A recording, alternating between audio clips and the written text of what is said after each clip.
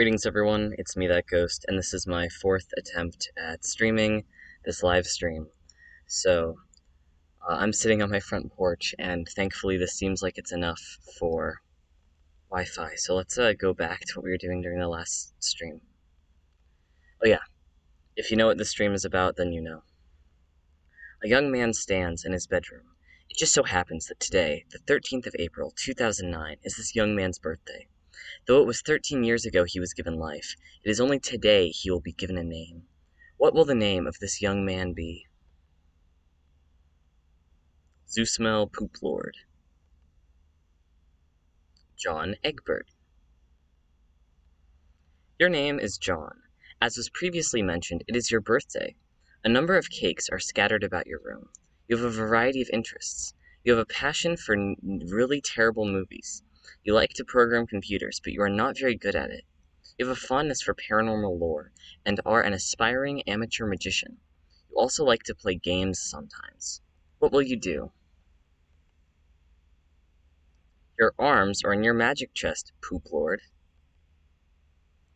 Out of sympathy for John's perceived lack of arms, you pick up the cake for him and put it on his bed. Let me make sure the stream still works. It's claiming we have excellent connection, which is good, because I tried in the garage, and I tried in the front yard, and both of that my Wi-Fi kept crapping out. So, finally, we found a setup that works.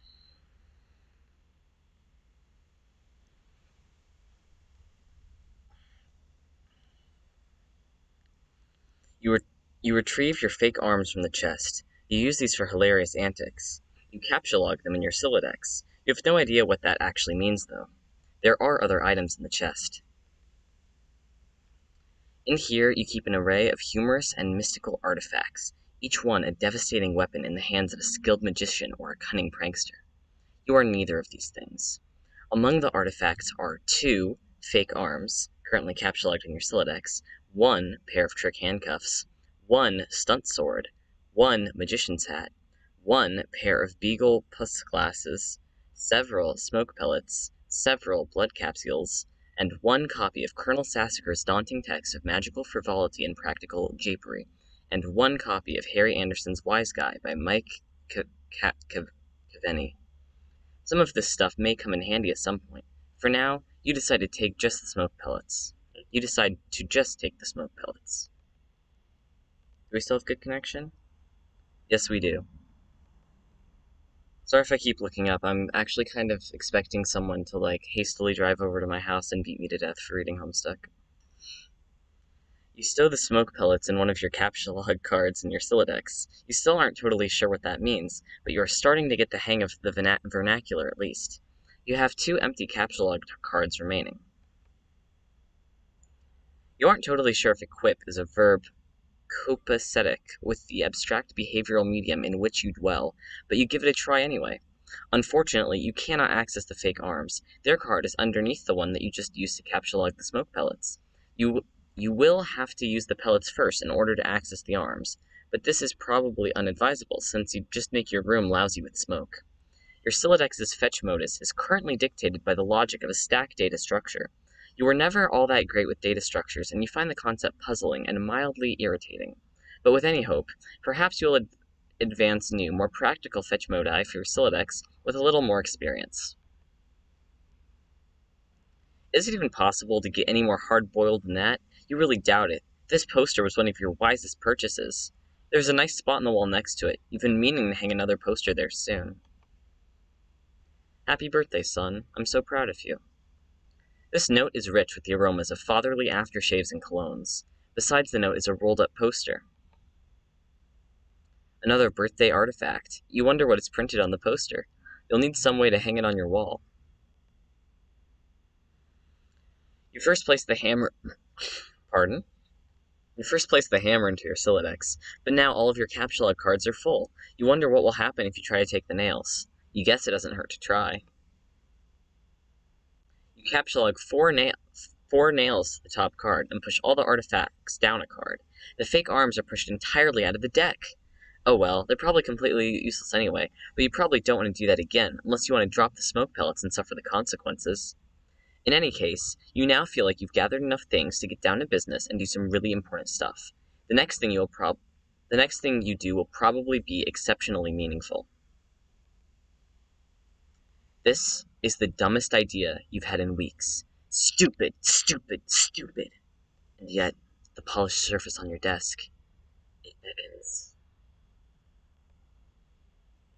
You merge the top two cards. The hammer and nails are now capsulized on the same card and can be used together. You use the hammer and nails card in conjunction with the card beneath it.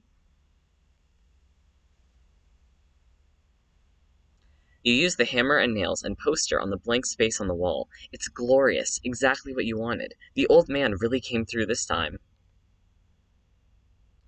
Put the bunny back in the box. I said, put the bunny back in the box. Why couldn't you put the bunny back in the box? Morgan Freeman's genteel, homespun mannerisms were perfect qualities for a president residing over a crisis. Oceans rise, cities fall. Hope survives. Wow. Films about impending apocalypse fascinate you. Plus, a black president? Now you've seen everything. Is my live stream still functional? Yes, okay, I have good connection. That's all that matters. Because before, I tried to stream this 3 or 4 times. I'm probably going to need to delete those streams before YouTube processes and uploads them, because it's just glitchy footage of me, like, in my front yard sitting in the grass. And one of me in the garage.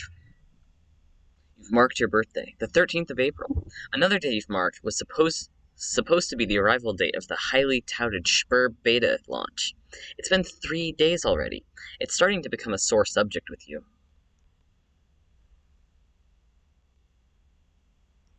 You're sick to death of cake. You've been eating it all day, and you have no intention of clogging your celiacs with it either. This cake stays put for now. You hear a notice from your computer. Someone's messaging you.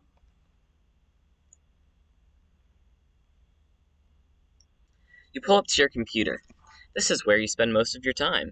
You decorated your desktop with some rather handsome wallpaper which you made yourself. You're really proud of it. Your desktop is also littered with various programming project files. You're so bad at programming, sometimes you wonder why you even bother with it. Your Pesterchum application is flashing. Someone is trying to get in touch with you. Only one of your chums is logged in. He sent you a message. Okay, right now we're on the 25th page of Homestuck, so I want to just check on my Pesterchums and see if the person who knows what this live stream is about is even online.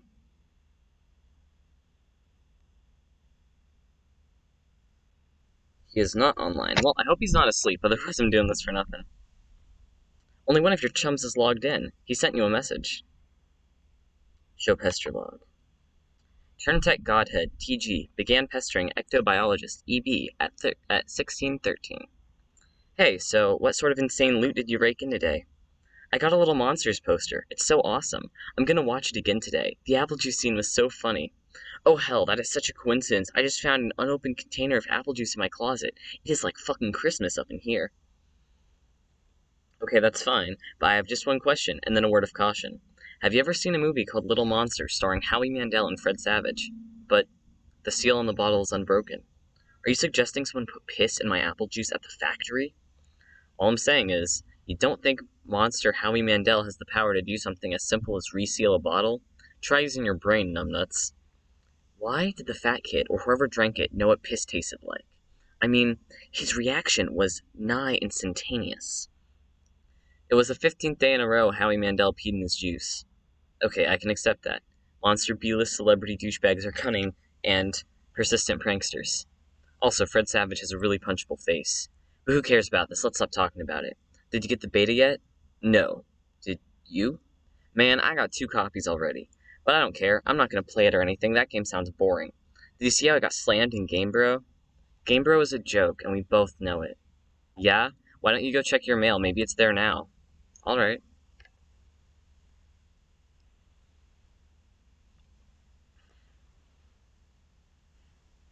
You see the view of your yard from the window.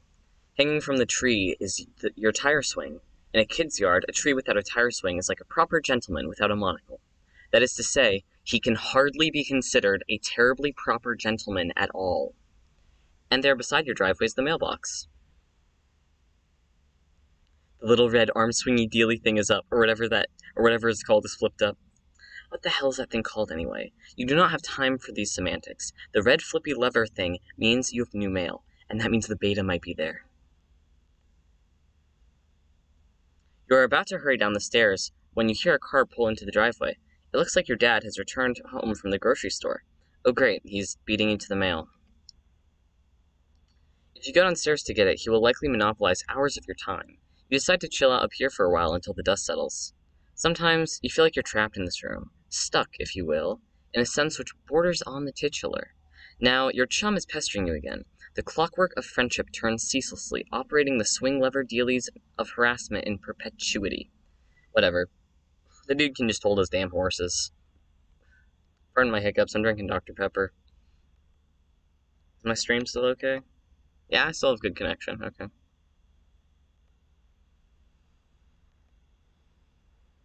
You've put countless man-hours into this assortment of quality titles. So we have Bard Quest, the Caper Havers, Problem Sleuth, and it doesn't stop. What Pumpkin? Ghostbusters 2 MMORPG, I love that. Little Monsters, and Harry Anderson, Call My Bluff. Nice.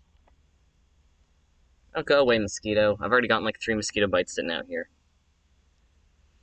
And decide to consult with the Colonel's bottomless wisdom. Good grief, this thing is huge. It could kill a cat if you dropped it. But to really dig into this hefty book, you'll have to capture log it. You are not sure you are ready to log jam your other artifacts beneath it just yet. No. What did you just say? You don't want to clog up your... Oh, Jesus. In a momentary lapse of concentration, you accidentally capture log the arms again. You don't think the situation is quite dire enough to go up all the way to Rancorous, but you still feel the Pesterchum client should reflect your mood change in some way. Bully will have to do, you guess. This unsurprisingly does nothing whatsoever. Alright, you forgot your chum is still pestering you. Sorry, I'm readjusting this because I've lost sensation in like both my legs due to low blood pressure. This is me when I change my Discord status to something dumb.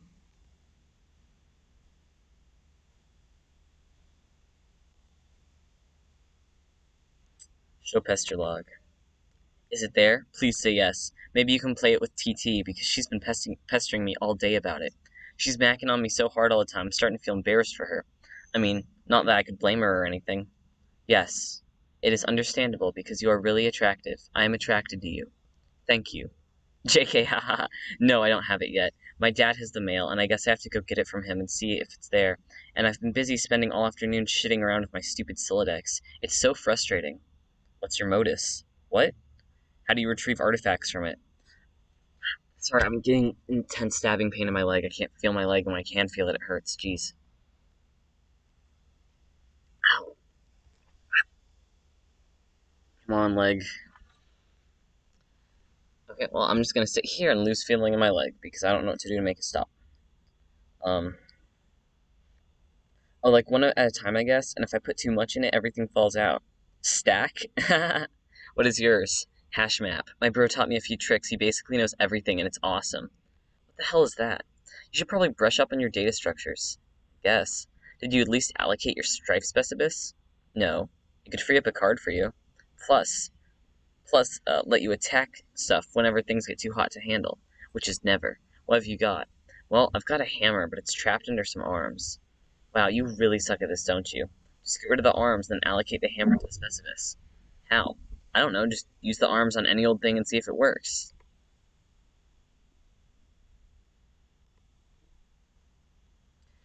You stick the fake arms in the cake on your bed. This definitely makes the cake at least 300% more hilarious. You're sure Colonel Sasker would know the precise index of elevated hilarity.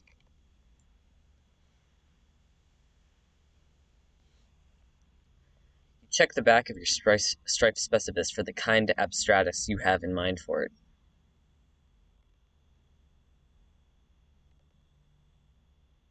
Your striped specibus has been allocated with the hammer kind abstratus. The hammer has been moved from your capture-log deck to your strife deck. Okay, I did it. Hammer kind? Yeah. Okay, that'll be the permanent allocation for your specibus. I guess I should have mentioned that. I hope you like hammers, dude. Yeah, it's fine, I guess. I can't imagine it's gonna be that relevant. Now you've got some space in your Solidex to work with. You figure you might as well start squandering it immediately. Ordinarily, this ridiculous book would be too heavy to carry around in any practical way. I guess maybe this is one respect in which the cards present some convenience.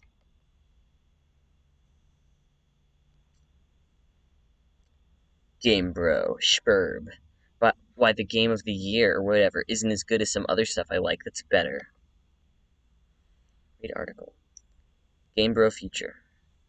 So, okay, Spurb is this game that a lot of cats seem hella pumped of. And this beta is sitting on my desk for review, so I'm like, yeah, man, I'll write something. But I don't know. I'm like, is this about houses or some noise? That's fine. I'm sure that's like fucking dynamite in a handbag for some brosifs. But all I'm saying is, when do you get to thrash anything? Like, you're playing house or some shit. Are you ever in jeopardy of getting mud on your doll's dress or whatever from busting out? And I quote, the mad stunts all wicked up-ins. Know what I'm saying, bro Yoma? I didn't actually play this game, but I gave it 1.5 hats out of 5 hats to keep it real.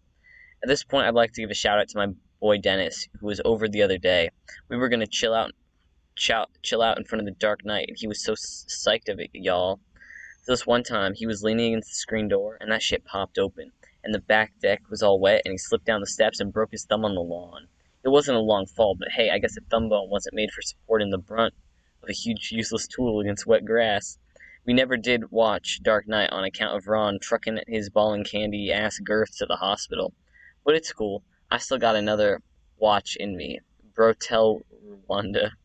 Bro notes, Dennis was so wasted, haha, I mean damn. It might come in handy if you ever need something that burns easily. You expend your final card on the Magician's Hat. You don't have a free card in your Solidex. However, you are able to merge the Beaglepuss with the Magician's Hat to create a clever disguise. John? Who is this John you speak of? You are quite certain there has never been, nor there ever will be. Yeah, this is a really shitty disguise.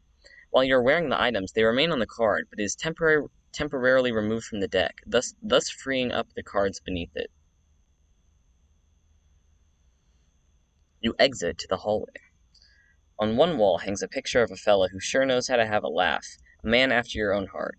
You always thought he looked a lot like Michael Cera, but your dad swears on the many hallowed tombs of Egypt that it is not. You're not sure about that, though. On the other wall is your dad's stupid clowns, or harlequins, as he is quick to correct anyone who'd venture such a brazen assumption.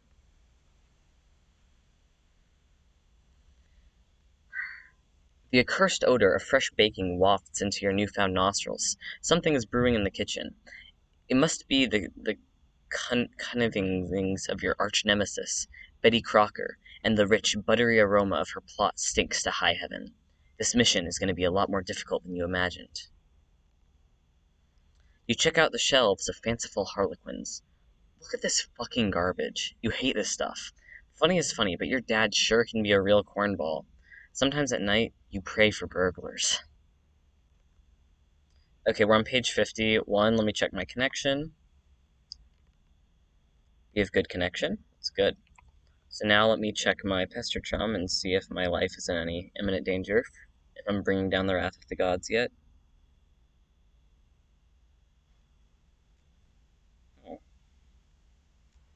So, he was online 5 minutes ago, so either he's about to pop out of the bushes or he has not noticed this yet. A bright orange flame flickers in the fireplace. It doesn't matter that it's April, and it's not terribly chilly outside. In a home, a fireplace needs a fire, because it's what a fireplace is for.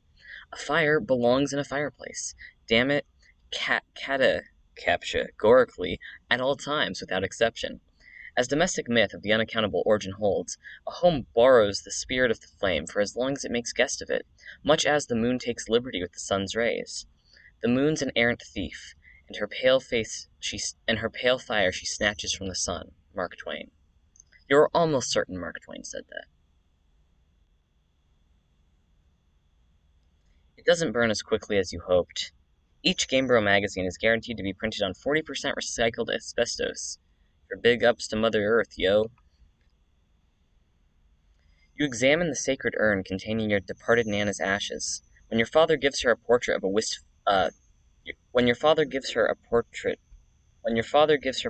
wistful glance now and then, you can tell it brings back painful memories. A tall bookshelf, a ladder, and unabridged Colonel Sassacres. Never wants to talk about it. You clumsily mishandle the sacred urn. Go away, fly. Get off my screen. I'm reading Homestuck. You clumsily mishandle the sacred urn. Ashes everywhere. In retrospect, upon mulling cinematic tropes regarding ash-filled urns, this outcome was a virtual certainty. You'd probably better clean it up before Dad finds it. You think now would be a good time to beef up your clever disguise. Champ, you can do anything if you put your mind to it. I believe in you.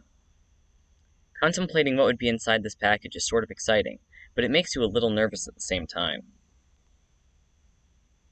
Oh, hell no. First, you prop the Harlequin doll up on the couch. Having it in the middle of the floor sprawled out all himbo like that struck you as unseemly. You capsulog the ashes to your available card. I'm reading in the wrong order.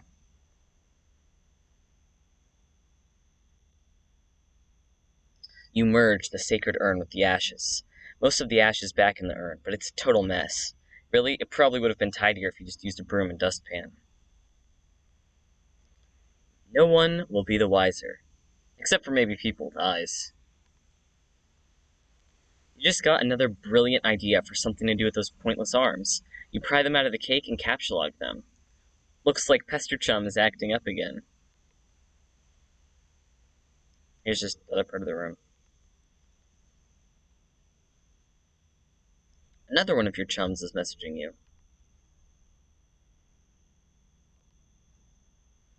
I understand you have recently come into possession of the beta release of the Game of the Year as featured in respectable periodicals such as Gamebro magazine.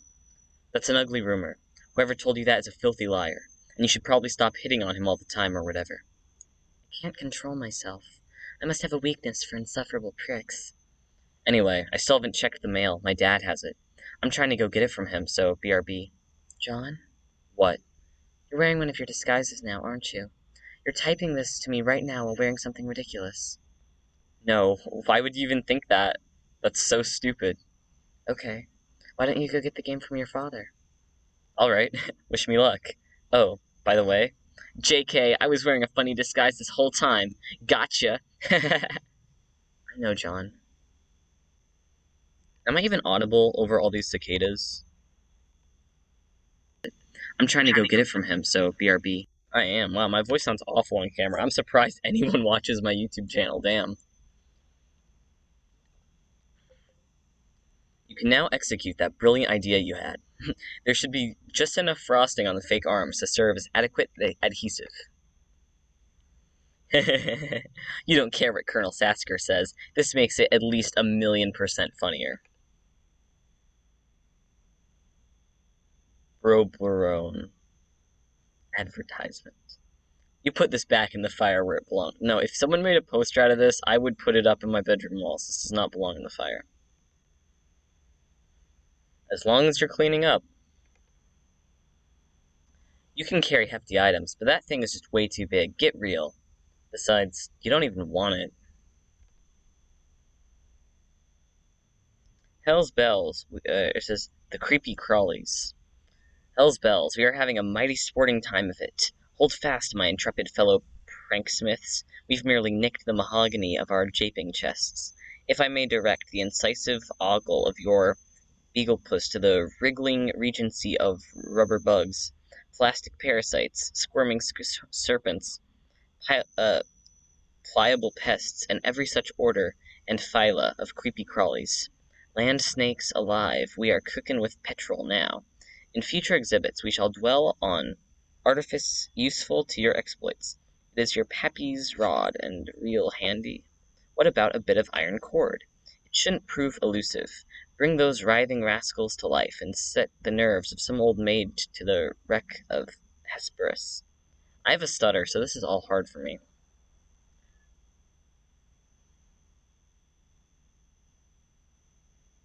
I can't tell. I cannot tell if I'm being approached or not. Do you have a bothersome aunt who never seems troubled to find ways with your sunny afternoons? A broad, splintery fence? A bucket of whitewash, perhaps? By gum, you'll fix her wagon. And what of that tawny gent who puts his lackadaisical lien near the sarsaparilla font? You'll have that listless octarion find the spring in his step just yet. You thought about consulting the text to determine exactly how Aristotle is now, but this text is way too big to navigate in a timely fashion. You decide to forget it all. I'm hearing some scary noises, so I'm gonna report back to y'all in a little bit.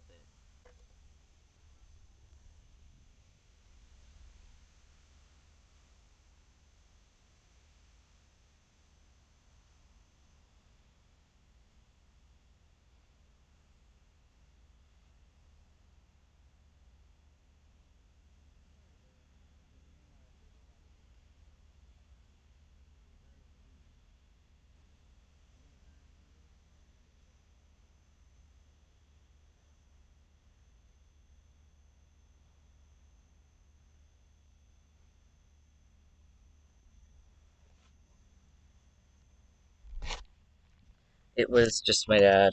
In a moment of genuine concern for how my actions affect others, I was afraid someone might have broken into my house during this live stream because I left the garage door open.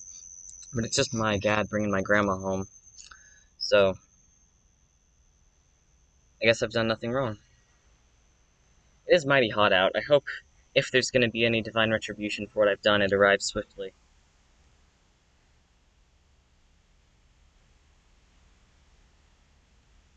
I'm starting to think I can get away with this with no consequences. Which, of course, now that I've said that, maybe that means that there will be consequences.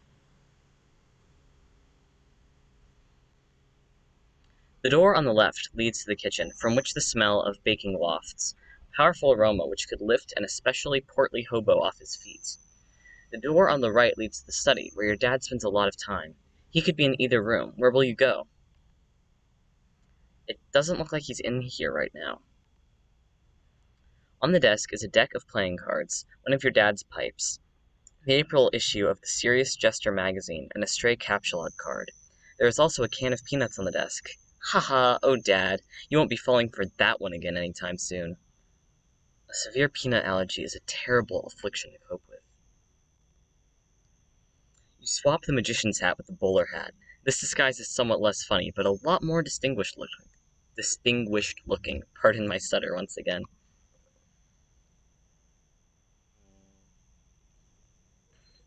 Your dad maintains numerous pipes around the household.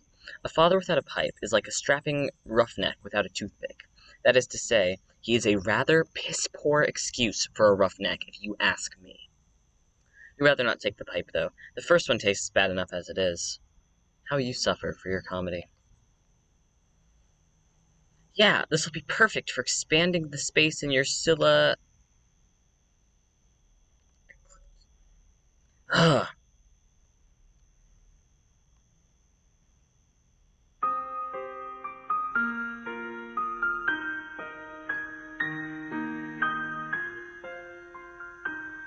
I don't know if I can get copyright claimed for this, so I'm gonna skip this. Sorry to whoever owns that. If it's Andrew Hussey, sorry Hussey. If it's anyone else, sorry. You play the prankster's favorite card game, even though you are alone in the room, thus rendering it an especially foolish version of solitaire. So stupid. Look at this mess. The peanut gallery there sure is getting their kick out of it. You are allergic to their scorn. You go back into the living room and contemplate checking the mailbox outside. You think perhaps you should exhaust all possibilities before plunging headlong into a dad encounter. Your television is currently airing a commercial. You exit the house. Right now, John is on his house, exactly where I'm at on my house. Predictably, the mailbox is empty. You have already been scooped by your father. The streets are empty. Wind skims the voids, keeping neighbors apart, as if grazing the hollow of a cut reed, or say, a plundered mailbox. A familiar note is produced. It's the one desolation plays to keep its instrument in tune. It is your 13th birthday, and as with all 12 preceding it, something feels missing from your life. The game presently eluding you is only the latest sleight of hand in the repertoire of an unseen riddler, one to engender a sense not of mirth, but of lack. His coarse schemes are those less of a prankster than a common pickpocket. His riddle is absence itself. It is a mystery dispersing altogether, like the moon's faint reflection, with even one pebble of inquiry dropped in its black well. It is the most diabolical riddle of all. Absence diminishes little passions and increases great ones, as wind extinguishes candles and fans a fire. Walt Whitman. Yes, or certain Walt Whitman said that. 100% positive. You have a feeling it's going to be a long day.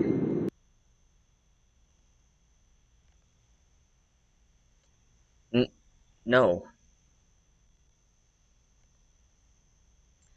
The door is locked, and your dad has the car keys. You peer in through the driver's side window. You don't see any mail, but you do see a green package. There's also... I can hear the bats. Hello, bats.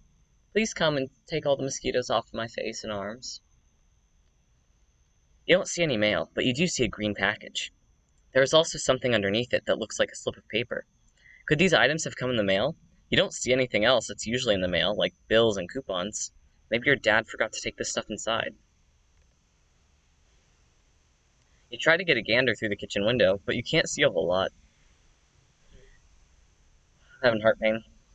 It's so hot outside. It seems your dad has been doing so much baking, the glass has steamed up. God, he is so weird. But you can see what's on the table just beside the window. It looks like the mail is there. Included among it is a red package, some bills, your dad's PDA, and an envelope that appears to be suspiciously labeled with the Spurb logo. Could it be? Unfortunately, the window is locked. You have no other choice. You are going in. Clever disguise. It's time to work your magic.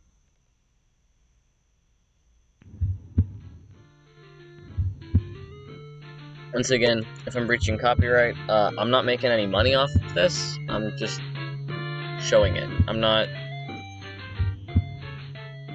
attempting to steal any intellectual property that isn't mine. Your dad sees right through your costume. You don't know what you even know what you were thinking with this foolish ruse. You unequip the clever disguise. Your dad wields a dreaded artifact of confection. He stands between you and the mail. There's only one way to settle this. Strife.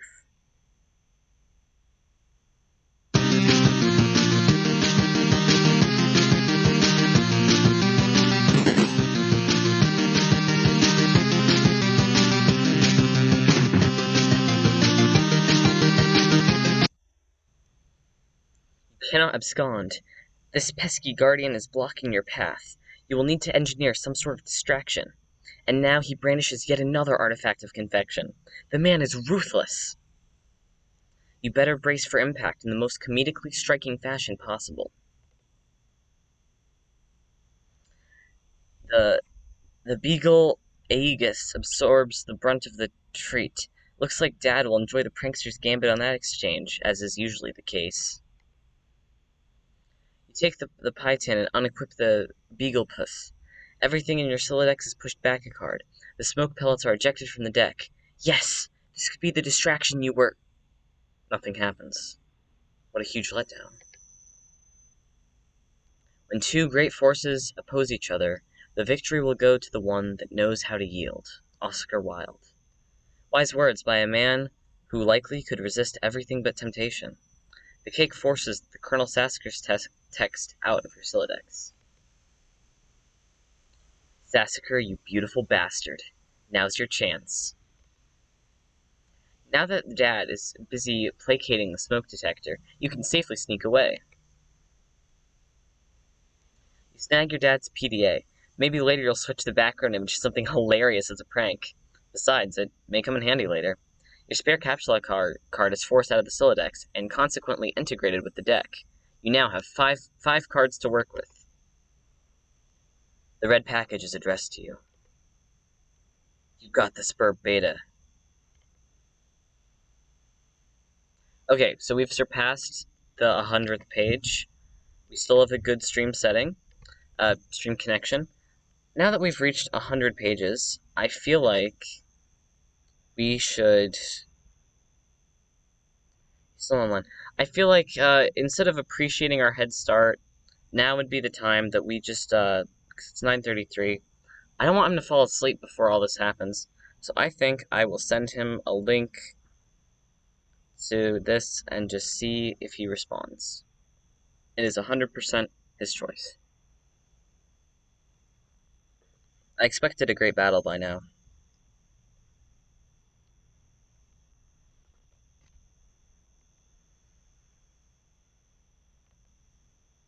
You capture like the cake on the couch, expelling the pie tin from the bottom card.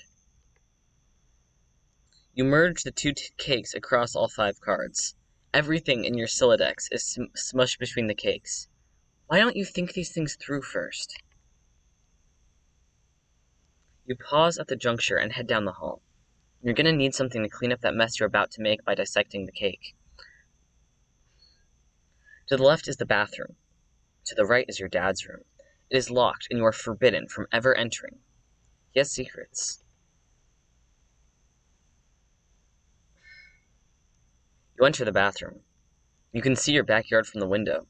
The jewel in its crown is the swing set which has provided you with years of joy. There is also a spring-mounted pogo ride which has been responsible for more than one painful injury and has provided you with years of lament.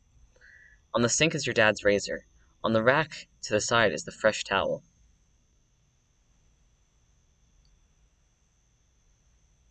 You take the razor and use it to perform surgery on the cake. You take the towel to clean off the extracted goods. The items force the manhandled cake into the toilet, and just like that, your Sylladex is full again. God, this thing is annoying.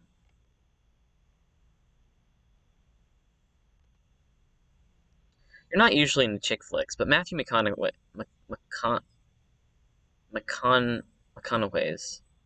I can't pronounce that name.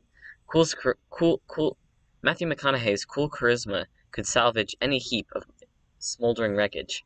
This is your McConaughey wall, a casual shrine to an amazing actor. The film above that one is a lot better, you think. That one is A Time to Kill. I have not seen these two. I have seen, if this is Contact, I've seen Contact. Can you see her? I want you to picture that little girl. Now, imagine she's white.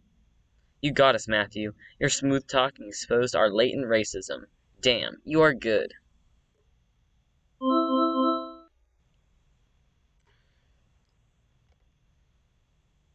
Garden Gnostic began pestering ectobiologist at 1634. Hi, happy birthday, John. Hello? Okay, I'll talk to you later. Garden Gnostic has ceased pestering ectobiologist at 1656. Turntech Godhead began pestering ectobiologist at 1640. Hey, Gigi is looking for you. Why are you even so popular all of a sudden? Is today some sort of special occasion or something? Did you do something to curry a favor with ladies? Did you break your leg on a puppy or some shit?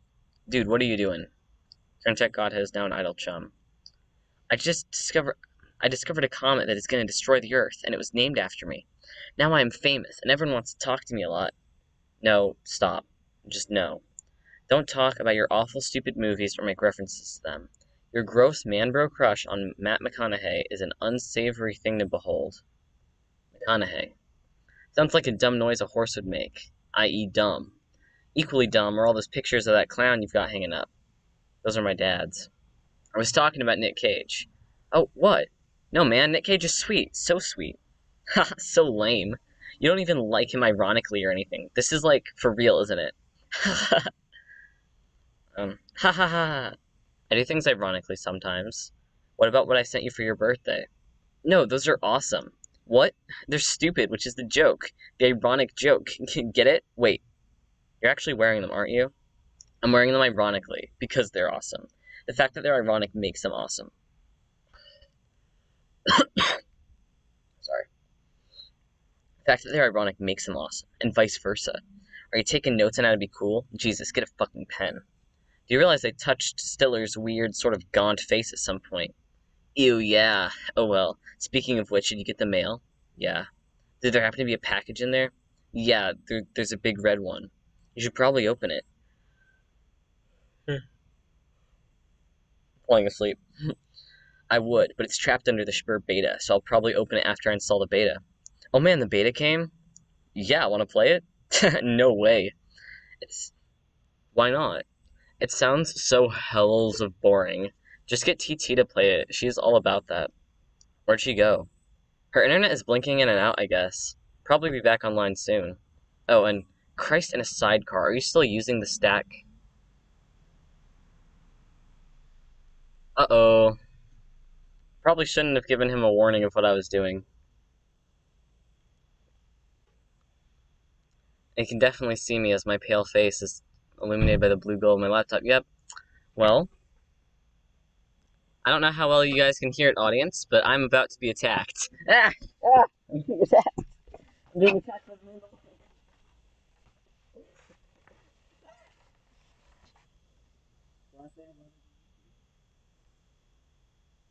The promise is fulfilled.